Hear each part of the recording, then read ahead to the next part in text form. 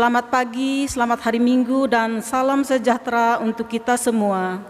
Bapak Ibu jemaat yang terkasih dalam Tuhan kita Yesus Kristus, liturgi ibadah kita hari ini, Minggu 6 September 2020, menggunakan liturgi perayaan Hari Pendidikan Teologi Gereja Kalimantan Evangelis.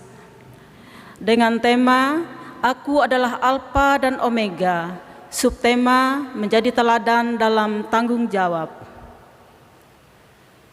Mari kita mempersiapkan hati dan pikiran kita untuk memasuki ibadah dalam saat teduh.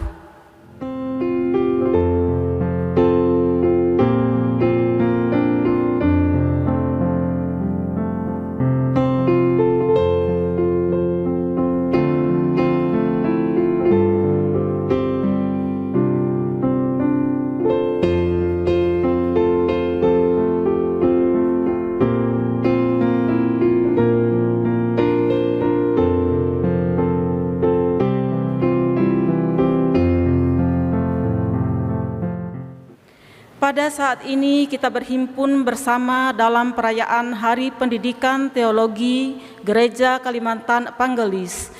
Ilmu pengetahuan bertujuan untuk menopang dan meningkatkan kualitas kehidupan, demikian juga pendidikan teologi sebagai refleksi atas iman juga hadir dalam panggilan khusus supaya manusia mengenal Tuhan.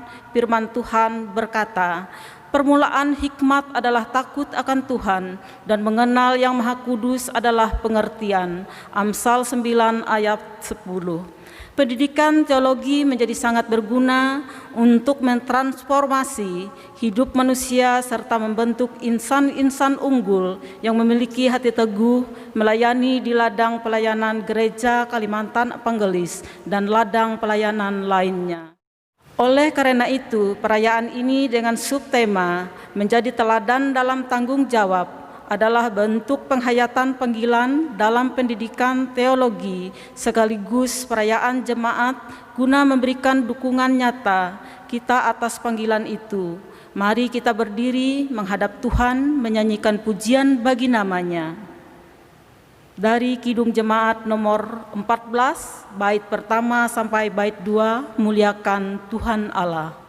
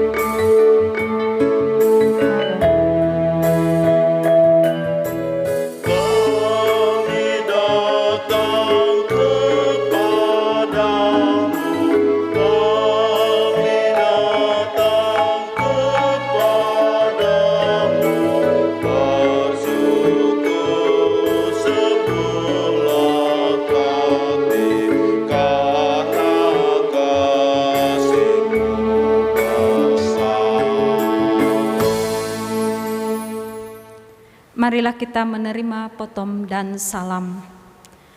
Pertolongan kita adalah dalam nama Tuhan yang menjadikan langit dan bumi, yang tetap setia untuk selama-lamanya dan yang tidak pernah meninggalkan perbuatan tangannya. Kasih karunia dan damai sejahtera dari Allah Bapa kita dan dari Tuhan Yesus Kristus menyertai kamu.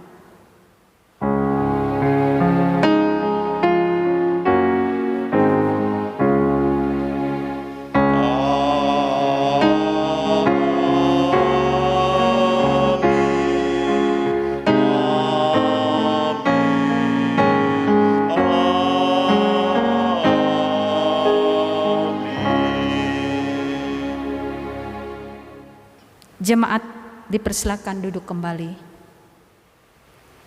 Bapak Ibu yang terkasih dalam Tuhan kita Yesus Kristus, kita masuk dalam litani pujian. Allah mengguntur dengan suaranya yang mengagumkan, Ia melakukan perbuatan-perbuatan besar yang tidak tercapai oleh pengetahuan kita.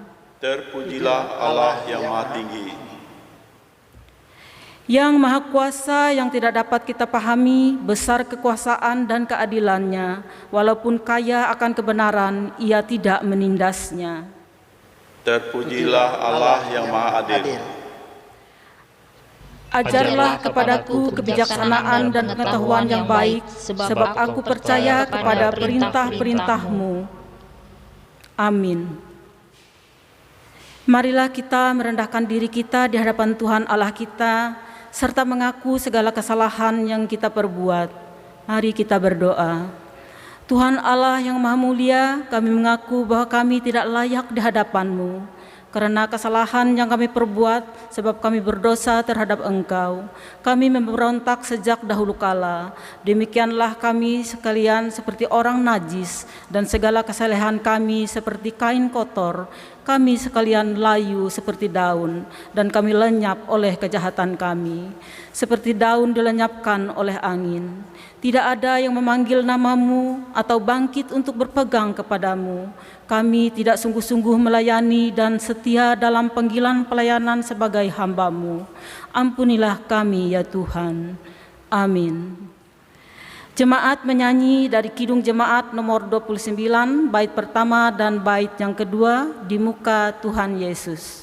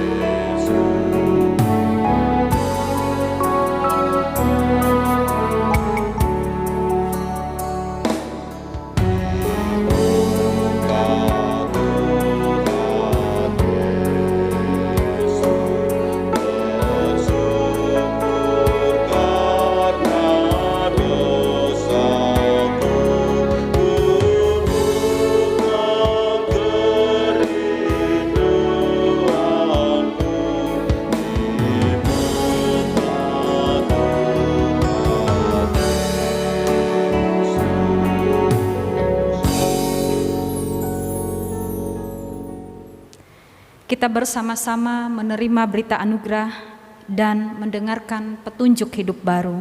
Jemaat kami undang untuk berdiri. Sebagai hamba Tuhan Yesus Kristus, kami memberitakan pengharapan kepada setiap orang yang sungguh-sungguh hidup di dalam Tuhan.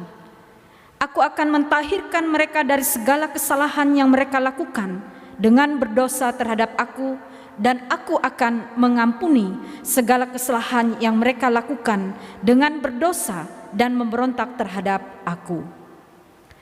Dengarkanlah petunjuk hidup baru bagi semua orang yang telah menerima pengampunan dari Tuhan. Janganlah hendaknya kerajinanmu kendor, biarlah rohmu menyala-nyala dan layanilah Tuhan. Bersukacitalah dalam pengharapan, sabarlah dalam kesesakan, dan bertekunlah dalam doa. Jemaat duduk kembali. Sidang jemaat yang terkasih, mari kita masuk ke dalam doa syukur dan pembacaan Alkitab. Ya Allah, kami datang memuji-Mu sebab Engkaulah Tuhan pemilik kehidupan, memperkenankan kami umat-Mu melayani-Mu dan membentuk kami menjadi hamba yang setia. Kami berhimpun karena anugerah-Mu serta menaikkan ucapan syukur atas kesempatan untuk mendengarkan sabda-Mu. Engkaulah Tuhan, sumber segala hikmat dan pengetahuan, sehingga jalan kami selalu dituntun oleh kebenaran-Mu. Jadikanlah kami tekun untuk menemukan kehendak Tuhan pada setiap perkataan firman-Mu, dan biarlah firman yang kami baca dan dengar dapat menjadi pedoman bagi diri kami untuk selalu bisa berjalan dalam jalan kebenaran-Mu, dan kiranya firman yang kami baca ini juga dapat tertanam dalam diri kami, sehingga bisa kami wujudkan dalam tindakan nyata di tengah kehidupan gereja, masyarakat, bangsa, dan negara, serta menjadikan kami sebagai hamba yang dapat menjadi teladan dalam tanggung jawab untuk semakin setia melayani-Mu. Amin. Jemaat yang terkasih, sesuai dengan almanak Naskih KE, pembacaan Alkitab untuk kita hari ini terdapat dalam Kitab Keluaran, pasal 12 ayat 1 sampai 13, dengan perikop tentang perayaan Paskah. Berfirmanlah Tuhan kepada Musa dan Harun di tanah Mesir, bulan inilah akan menjadi permulaan segala bulan bagimu. Itu akan menjadi bulan pertama bagimu tiap-tiap tahun.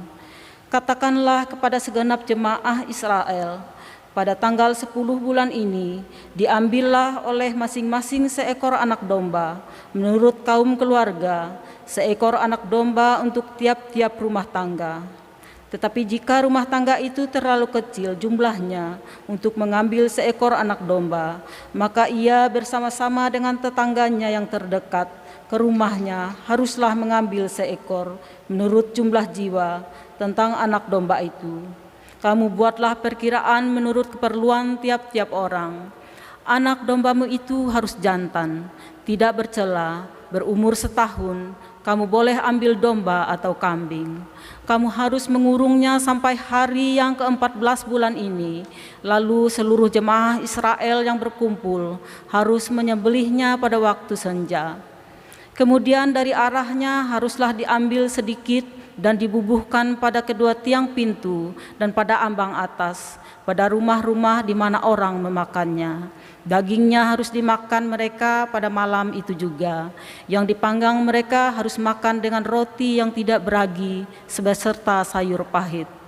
Janganlah kamu memakannya mentah atau direbus dalam air, hanya dipanggang di api, lengkap dengan kepalanya dan betisnya dan isi perutnya. Janganlah kamu tinggalkan apa-apa dari daging itu sampai pagi. Apa yang tinggal sampai pagi kamu bakarlah habis dengan api. Dan beginilah kamu memakannya, pinggangmu berikat, kasut pada kakimu dan tongkat di tanganmu. Buru-burulah kamu memakannya. Itulah Paskah bagi Tuhan. Sebab malam ini aku akan menjalani tanah Mesir, dan semua anak sulung dari anak manusia sampai anak binatang akan kubunuh, dan kepada semua Allah di Mesir akan kujatuhkan hukuman. Akulah Tuhan. Dan darah itu menjadi tanda bagimu pada rumah-rumah di mana kamu tinggal.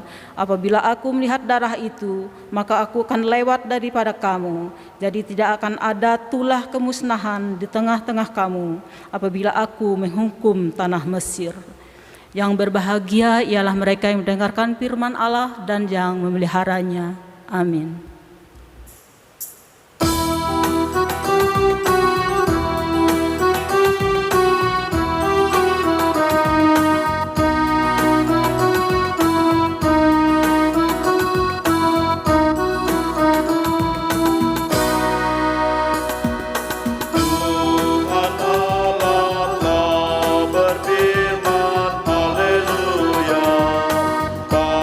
Pada umat sabda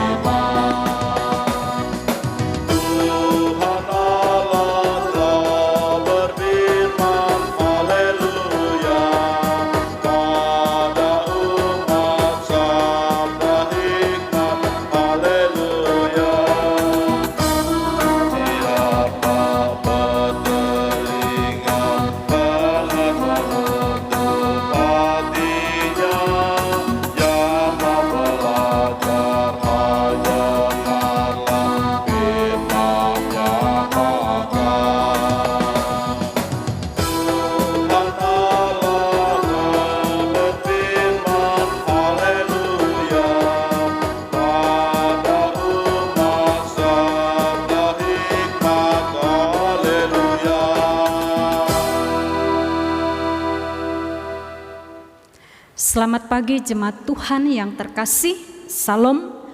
Pada saat ini kita bersama-sama akan mendengarkan firman Tuhan dari Injil Matius pasal 18 ayat 15 sampai ke 20. Sebelum kita membaca firman Tuhan, mari kita berdoa. Bapa kami di dalam Yesus Kristus, Engkau memberkati kami. Firman-Mu terbentang di hadapan kami mau membaca dan merenungkannya. Biarlah kuasa Roh Kudus-Mu menerangi seluruh hati dan pikiran kami, sehingga kami memahami dan memberlakukan firman Tuhan dengan kesungguhan dan iman kami. Dalam nama Tuhan Yesus Kristus kami berdoa. Amin. Matius pasal 18 ayat 15 sampai ayat yang ke-20 tentang menasihati sesama saudara. Demikian firman Tuhan. Apabila saudaramu berbuat dosa, tegurlah dia di bawah 4 mata. Jika ia mendengarkan nasihatmu, engkau telah mendapatnya kembali.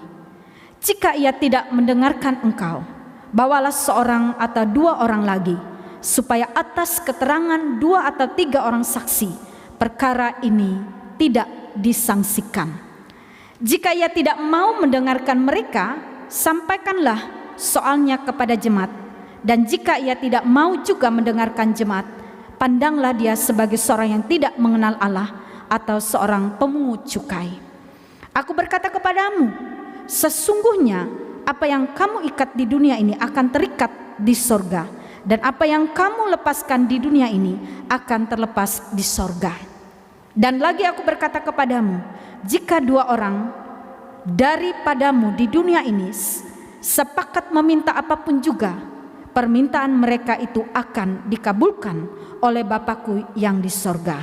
Sebab di mana 2 atau 3 orang berkumpul dalam namaku, di situ aku ada di tengah-tengah mereka. Demikianlah firman Tuhan. Ibu bapak sidang jemaat yang terkasih dalam Tuhan kita Yesus Kristus, pernahkah kita menasihati?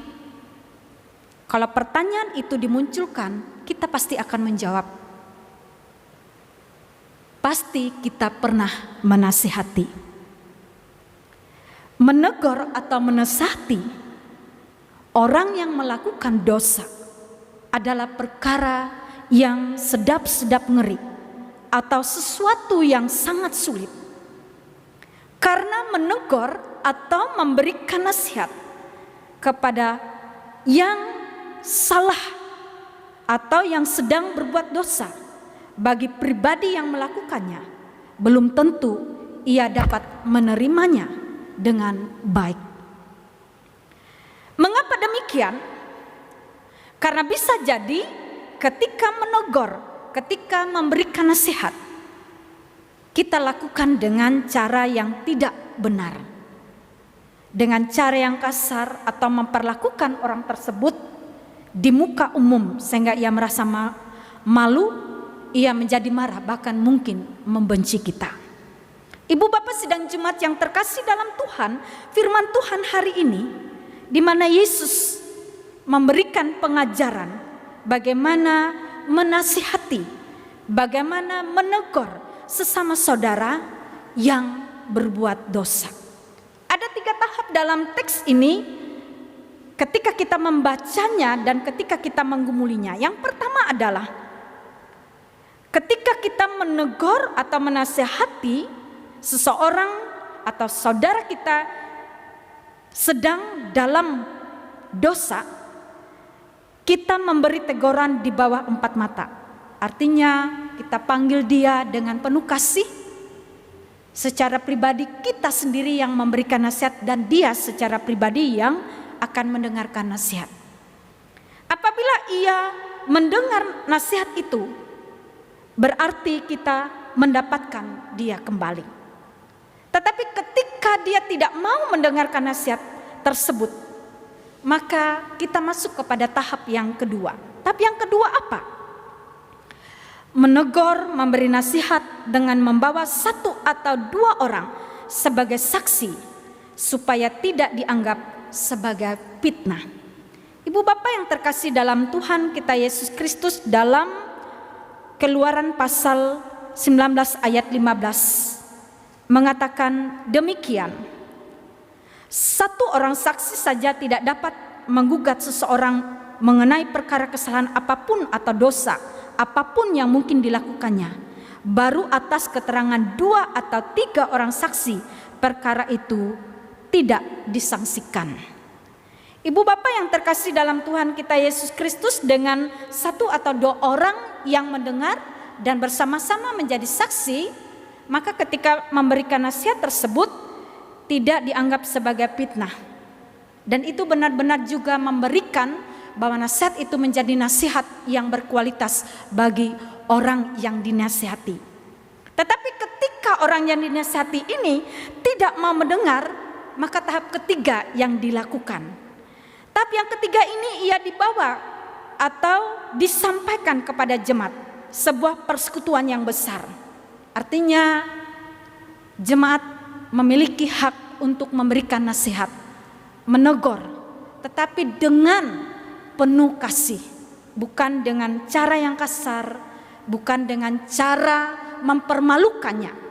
Dan ini yang diajarkan oleh Tuhan Yesus. Mengapa demikian? Yesus memberikan tahapan pengajaran ini tentu ada tujuannya. Kalau kita melihat pada pasal sebelumnya sangat jelas. Misalnya pada Matius pasal 18 ayat 11 dikatakan, karena anak manusia datang untuk menyelamatkan yang hilang. Lalu ayat yang ke-14 mengatakan juga demikian.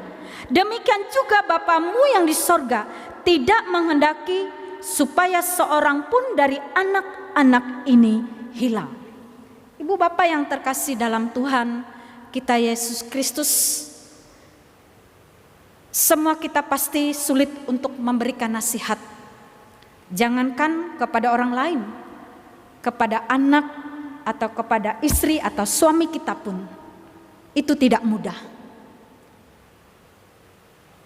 Dalam hal ini Yesus mau mengingatkan kepada kita bahwa ketika ada saudara kita yang berbuat dosa, ketika kita menegur dan memberikan nasihat dengan benar, ketika ia kembali dan mendengarkan dan bertobat, maka ia menjadi anak-anak yang diterima kembali, anak-anak yang diselamatkan, dan bukan anak-anak yang terhilang.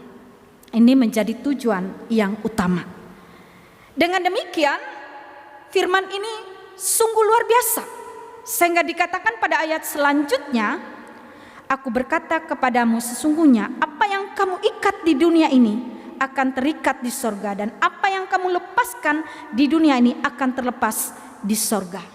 Ketika jemaat sudah memberikan nasihat sebagai sebuah persekutuan yang besar, ketika ia tidak mau mendengar dan tidak mau bertobat, maka dia dianggap sebagai orang yang tidak mengenal Allah dan sebagai pemungut cukai. Dalam artian bahwa masuk ke dalam disiplin gereja atau disiplin jemaat yang mendidik supaya orang-orang yang demikian bisa diarahkan dan masuk ke dalam persekutuan sama seperti sedia kala. Tetapi ketika ia menolak, ia dilepaskan. Ibu bapak yang terkasih dalam Tuhan, dalam teks ini berbicara juga kepada kita. Aku berkata kepadamu, jika 2 orang daripadamu di dunia ini sepakat meminta apapun juga, permintaan mereka itu akan dikabulkan oleh Bapakku yang di sorga. Sebab di mana 2 atau 3 orang berkumpul dalam namaku, disitulah aku ada di tengah-tengah mereka. Sebuah persekutuan yang indah ketika menghadapi persoalan, maka ketika dilakukan oleh 2 atau 3 orang, bahkan dalam persekutuan yang besar, Tuhan pasti akan mendengar, dan Tuhan hadir di tengah-tengah persekutuan, bahkan kesulitan dalam persoalan yang dialami oleh jemaat, termasuk dalam konteks ketika memberikan nasihat kepada sesama saudara. Nah, ibu bapak yang terkasih dalam Tuhan kita Yesus Kristus, apa tujuannya bagi kita sebagai umat Tuhan dalam konteks kehidupan kita sekarang ini sebagai umat Tuhan. Pertama adalah bahwa tanggung jawab mendidik, tanggung jawab mengembalakan dengan memberikan nasihat atau menegur, itu menjadi tanggung jawab kita secara bersama sebagai murid Tuhan Yesus, supaya tidak seorang pun yang terhilang. Yang kedua, pengajaran Tuhan Yesus ini adalah pengajaran yang relevan meskipun dalam dunia kita sekarang mulai kita tinggalkan. Mengapa saya katakan mulai kita tinggalkan? Karena untuk memberikan nasihat kepada orang lain itu tidak mudah. Kita mungkin akan mengelak, biarkan saja orang lain yang menasihati dia. Walaupun kita tahu ia sedang melakukan dosa atau sedang berbuat dosa, kita menghindar karena kita takut dibenci, kita takut bahwa dia marah, bahkan tidak mau menegur kita. Ini menjadi persoalan.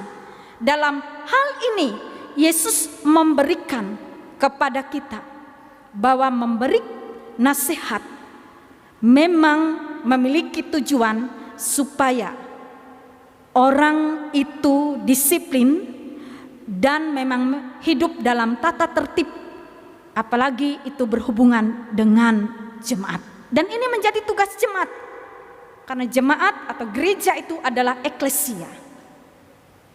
Ibu bapak yang terkasih dalam Tuhan kita Yesus Kristus,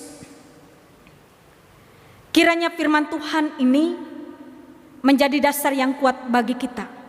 Karena apa yang dikatakan dalam Matius pasal 16 ayat 18, di situ dikatakan bahwa jemaat itu didirikan di atas dasar pengakuan rasul-rasul. Sangat jelas sekali bahwa kita memiliki tugas untuk mendidik, menjaga ketertiban anggota-anggota jemaat kita. Tetapi dengan cara yang sangat penuh cinta kasih. Dan ini menjadi catatan bagi kita, bagaimana memberikan nasihat. Nasihat itu dilaksanakan dengan kasih. Nasihat itu dilaksanakan supaya mereka yang mendengarnya dapat memiliki hati nurani yang murni dan mau mendengar dan bertobat. Nasihat diberikan dari iman yang tulus dan suci, bukan adanya motivasi. Bu Bapak yang terkasih dalam Tuhan, pekerjaan ini tidak mudah.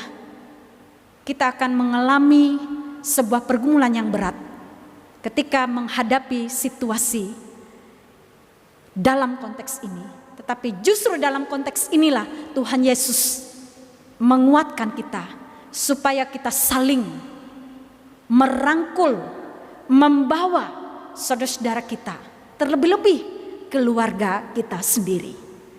Tuhan Yesus memberkati kita mendengarkan firman-Nya, dan firman menjadi berkat dalam hidup kita setiap hari.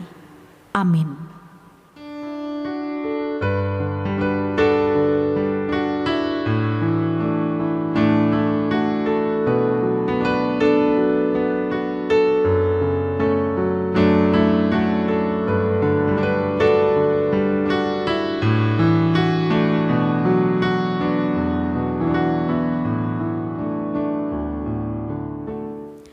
Jemaat yang terkasih dalam Tuhan kita Yesus Kristus, mari kita bersama-sama berdoa. Mari kita berdoa. Bapa kami di dalam Yesus Kristus, kami mengucap syukur atas firman Tuhan yang telah diperhadapkan dan kami dengar pada saat ini. Kiranya dengan firman Tuhan menjadi dasar yang kuat menuntun kami sebagai jemaat-Mu, supaya kami saling menasihati satu dengan yang lain dalam kasih, sehingga yang terhilang tidak akan terhilang, tetapi ia menjadi umat Tuhan kembali dan hidup dalam tata tertib, disiplin, bahkan menjadi surat Kristus yang terbuka dan terbaca bagi semua orang. Pada saat ini kami naikkan doa syafaat kami dalam rangka Hari Pendidikan Teologia. Kami berdoa untuk STT GKE Banjarmasin dan Stag Abdi Wacana di Pontianak. Tuhan memberkati kedua lembaga ini. Kiranya Engkau memimpin setiap orang yang berada di dalam tugas dan tanggung jawab di kedua lembaga pendidikan ini. Karena kami percaya kasih, kesetiaan, kemurahan Tuhan nyata atas kehidupan setiap orang yang menyerahkan anak-anaknya dalam lembaga ini. Tuhan memberkati setiap dosen, setiap staf yang bekerja di kedua lembaga ini, terlebih seluruh mahasiswa yang ada di dalamnya. Mereka saling bersinergi satu dengan yang lain, saling menguatkan satu dengan yang lain, sehingga kedua lembaga pendidikan ini sungguh-sungguh berkualitas. Dan ketika mereka mengabdi dalam kehidupan jemaat, mereka mengabdi dengan penuh tanggung jawab, dengan penuh kesungguhan. Demikian juga lembaga-lembaga pendidikan GKE di mana saja berada, yang pada saat ini bertugas dan bertanggung jawab juga dalam mendidik jemaat. Kiranya Engkau memberkatinya. Kami sungguh-sungguh percaya bahwa sebuah lembaga pendidikan yang hadir di tengah dunia, terlebih untuk mencetak para hamba-hamba Tuhan, Engkau memberkati, Engkau menyertai, Engkau memberikan bagaimana lembaga-lembaga ini berkembang secara pesat, sehingga segala sesuatunya untuk sebuah pemberitaan kabar baik bagi seluruh dunia, bahkan di gereja Kalimantan Evangelis. Kami berdoa bagi seluruh jemaat Tuhan, jemaat GKI Nazaret. Engkau memberkati setiap rumah tangga kami, memberkati kami sebagai kepala keluarga dan ibu rumah tangga. Engkau tuntun dan pimpin kami dalam kesetiaan yang utuh untuk mendidik dan mengajar anak-anak kami dalam pengajaran Tuhan, sehingga setiap generasi demi generasi sungguh-sungguh menghayati imannya dan mampu menghadapi setiap tantangan dan pergumulan dunia sekarang ini. Berkati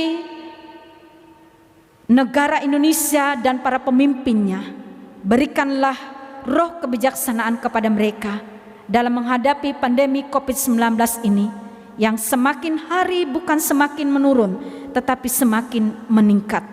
Berikanlah roh hati yang taat kepada seluruh rakyat Indonesia supaya mentaati protap pandemi COVID-19 ini.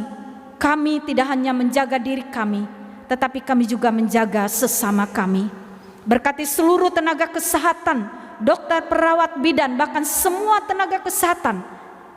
Kuatkanlah mereka dalam tugas dan tanggung jawab mereka. Kami percaya Tuhan berdiri dan selalu hadir dalam kehidupan mereka. Berkatilah anggota jemaat kami yang berulang tahun pada minggu ini, baik lahiran maupun pernikahan. Biarlah seluruh sukacita, bahkan kebahagiaan mereka menjadi tanda iman bahwa hidup mereka diberkati baik secara pribadi maupun keluarga. Berkatilah seluruh pelayanan kami secara daring, online, melewati fasilitas teknologi ini. Semua firman Tuhan sampai kepada seluruh kehidupan jemaat. Jemaat semakin diperkuat baik dalam rumah tangga mereka masing-masing, dan kami bersama-sama menghadapi setiap pergumulan hidup ini. Berkati dan kuatkanlah jemaat kami yang dalam keadaan sakit, hiburkanlah jemaat kami yang sedang berduka cita. Kuatkanlah kami menghadapi setiap pergumulan, supaya dalam seluruh kehidupan kami ini menjadi kepujian dan kemuliaan bagi nama-Mu. Terima kasih Bapa, di dalam dan oleh Yesus Kristus kami berdoa dan mengucap syukur. Bapa kami yang di sorga, dikuduskanlah nama-Mu, datanglah kerajaan-Mu, jadilah kehendak-Mu di bumi seperti di sorga. Berikanlah kami pada hari ini makanan kami yang secukupnya, dan ampunilah kami akan kesalahan kami, seperti kami juga mengampuni orang yang bersalah kepada kami. Dan janganlah bawa kami ke dalam pencobaan, tetapi lepaskanlah kami daripada yang jahat. Karena Engkau punya kerajaan, kuasa dan kemuliaan sampai selama-lamanya. Amin. Sekarang ada kesempatan bagi kita untuk mempersembahkan persembahan syukur kepada Tuhan. Dengarkanlah pengantar tentang persembahan. Ada yang menyebar harta tetapi bertambah kaya, ada yang menghemat secara luar biasa namun selalu berkekurangan. Siapa banyak memberi berkat diberi kelimpahan, siapa memberi minum ia sendiri akan diberi minum. Mari kita berdoa untuk persembahan syukur kita. Di sini kami bersyukur ya Bapa atas segala kebaikan dan kemurahan-Mu dalam hidup ini. Kami nyatakan persembahan berupa barang duniawi ini.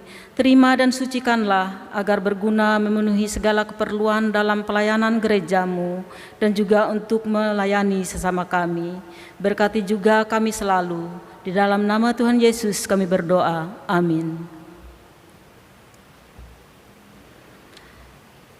Sementara jemaat mempersembahkan persembahan syukurnya, jemaat menyanyi dari NKB nomor 199.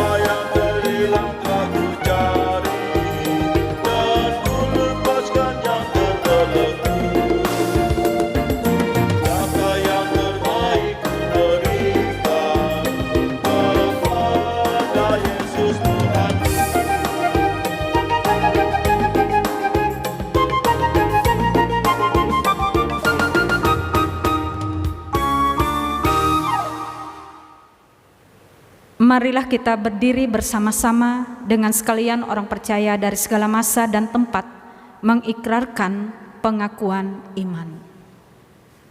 Aku percaya kepada Allah Bapa yang Maha Kuasa, Khalik langit dan bumi, dan kepada Yesus Kristus anaknya yang tunggal Tuhan kita, yang dikandung daripada Roh Kudus, lahir dari anak darah Maria, yang menderita di bawah pemerintahan Pontius Pilatus, disalibkan, mati dan dikuburkan, turun ke dalam kerajaan maut. Pada hari yang ketiga bangkit pula dari antara orang mati, naik ke sorga, duduk di sebelah kanan Allah Bapa yang Maha Kuasa, dan akan datang dari sana untuk menghakimi orang yang hidup dan yang mati.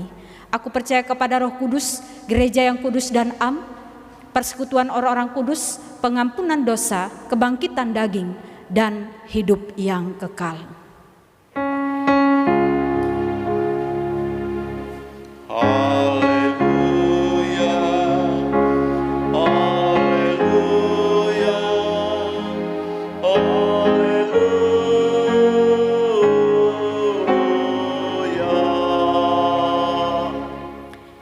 Pengutusan dan berkat.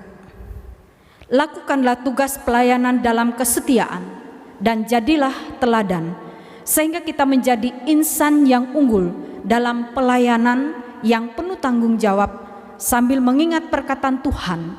Baik sekali perbuatanmu itu, hai hambaku yang baik dan setia. Engkau telah setia memikul tanggung jawab dalam perkara yang kecil. Aku memberikan kepadamu tanggung jawab dalam perkara yang besar. Terimalah berkat Tuhan dan pergilah dengan selamat. Tuhan memberkati engkau dan melindungi engkau. Tuhan menyinari engkau dengan wajah-Nya dan memberi engkau kasih karunia. Tuhan menghadapkan wajah-Nya kepadamu dan memberi engkau damai sejahtera.